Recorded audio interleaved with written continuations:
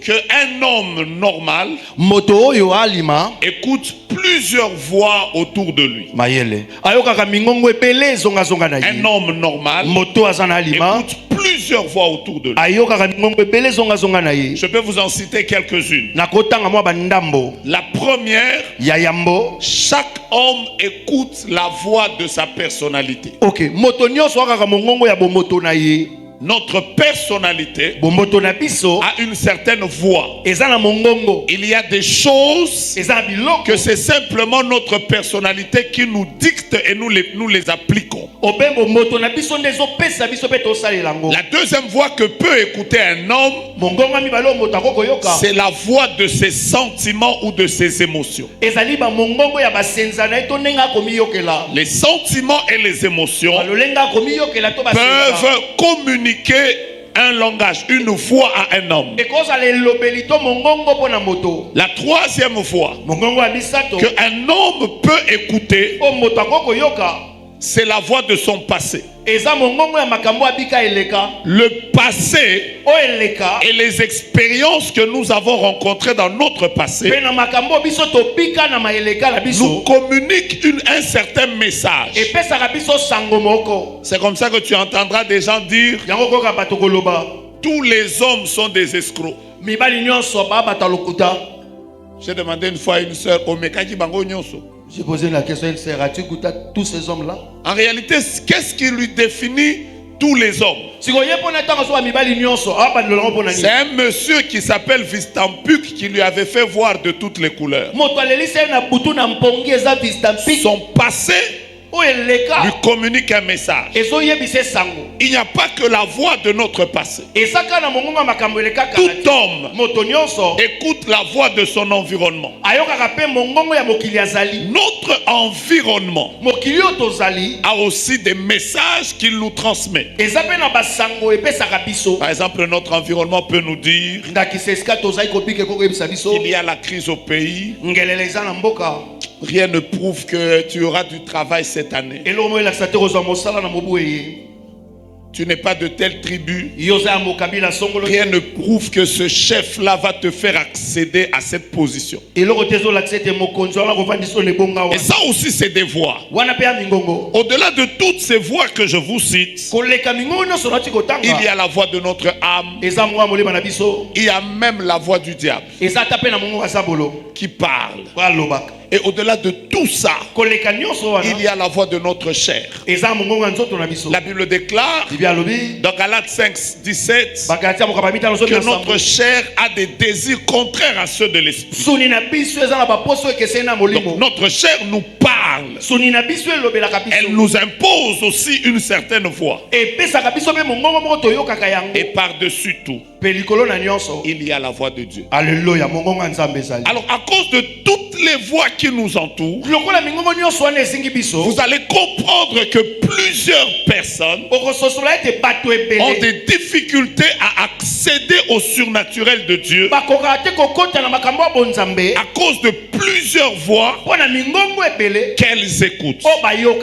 Et très peu de personnes savent carrément entrer, accéder dans le surnaturel, parce qu'il leur manque une petite chose, la sensibilité prophétique. Je suis en train d'organiser une retraite il y a quelques années en arrière à Lisanga. Nous sommes à Lisanga. Ce jour-là, on termine de prier. On était à la fin de la prière. J'ai juste demandé à toutes les personnes qui avaient des cas de maladie de passer devant. Et une sœur vient avec l'habit de sa mère. Donc elle se met là. Il y avait beaucoup de gens devant moi sur un podium. Et donc quand je prie, j'ai dit Seigneur, guéris tes enfants. Comme nous tous là. Dès que je dis Amen, j'entends la sœur la crier. Elle fait Ben, mais moi, pour moi, c'est le Saint-Esprit qui l'a touché. Donc j'ai remis le micro. Je suis allé là où il y avait les autres serviteurs pour qu'on prenne notre petit thé. Alors là, quelqu'un vient me dire, pasteur, est-ce que tu as entendu la sœur crier? Je lui dis oui. On me dit à peine que tu as dit Amen, sa maman est morte. Donc pendant qu'elle venait avec l'habit de sa maman était en coma. Donc dès que j'ai dit Amen, on lui a annoncé que sa maman venait de mourir. Donc elle a poussé un cri. Et comme tous les pasteurs, je l'ai fait venir. Je lui ai dit, entre ma soeur. J'ai commencé à la bombarder des versets. Comme vous le savez, Romains 8, 28 n'a pas manqué. Tout concourt au bien de ceux qui aiment Dieu.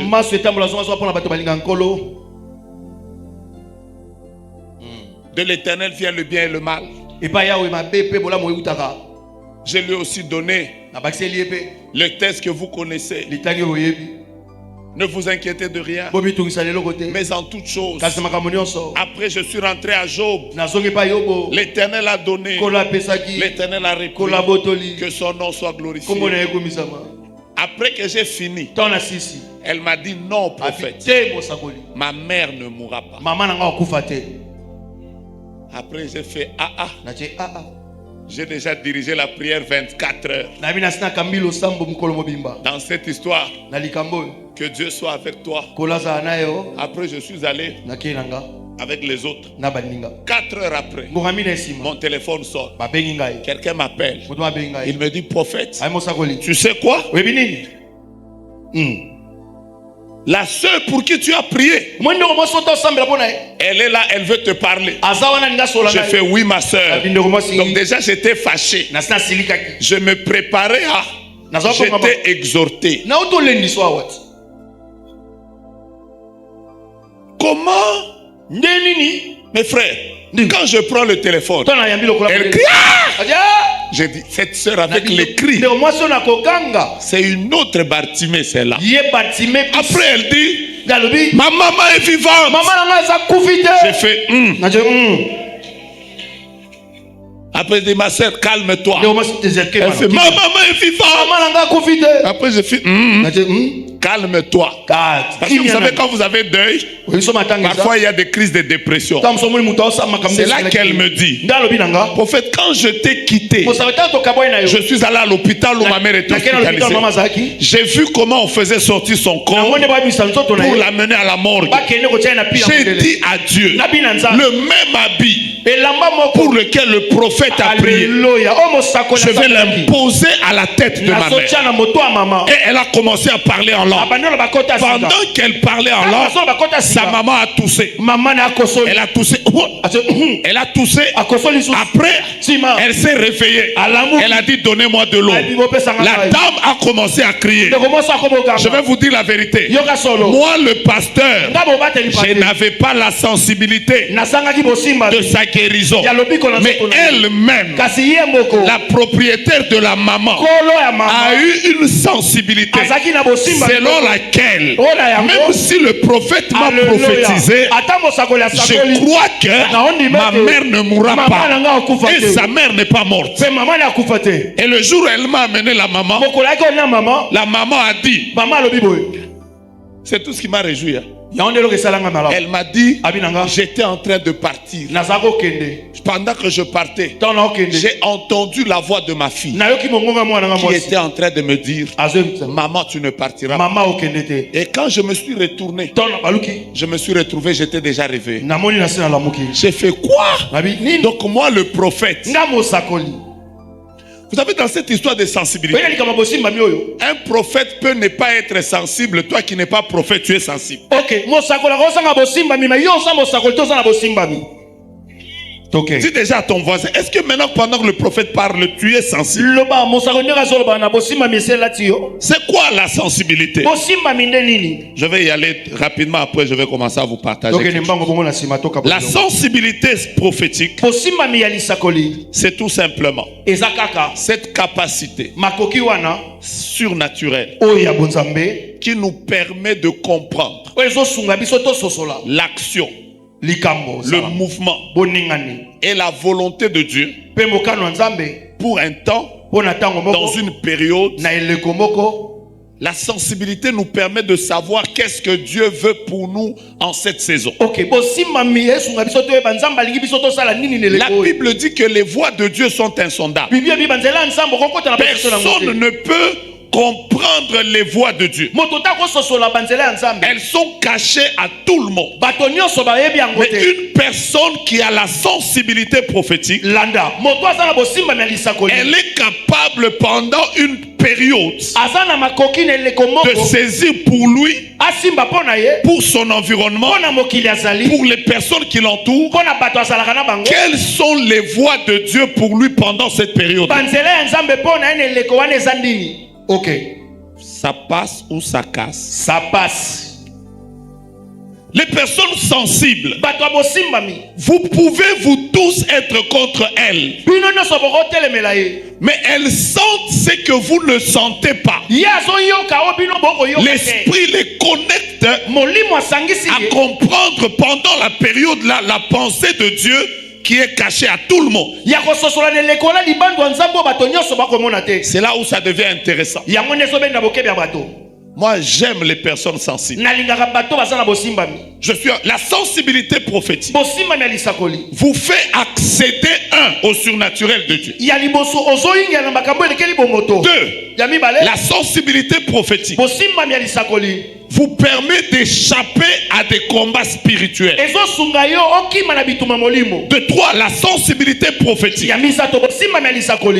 vous donne la possibilité d'avoir de la vitesse là où personne n'a eu de la vitesse, parce que vous avez compris ce que Dieu veut pour vous pendant cette période-là.